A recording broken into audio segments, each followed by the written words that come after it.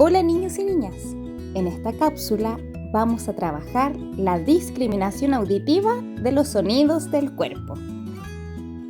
¿Sabías que el cuerpo produce diferentes sonidos? Si no te has dado cuenta, yo te voy a mostrar. Te invito a escuchar con mucha atención. Reír. Respirar, toser. Estornudar. Masticar. Rascarse. Aplaudir. Silbar. Besar. Soplar.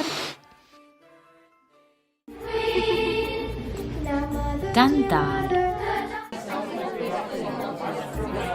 Hablar. Gritar. Bostezar. Roncar. Sonarse la nariz. Presta mucha atención. Ahora te invito a escuchar. Vas a nombrar o vas a imitar la acción que realiza el sonido que escucharás a continuación. ¿A qué sonido corresponde? Muy bien, corresponde una guagua llorando. ¿A qué sonido corresponde? Muy bien, son unos niños riendo. ¿A qué sonido corresponde? Muy bien, es un niño estornudando.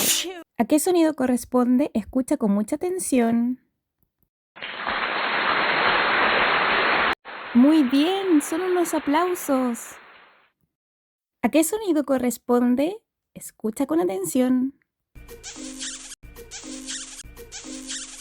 Muy bien, es un beso. Escucha con atención. ¿A qué sonido corresponde?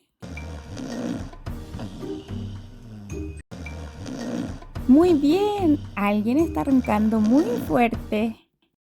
Espero les haya gustado esta actividad. Los invito a jugar a reproducir muchos sonidos que realiza el cuerpo. Nos vemos.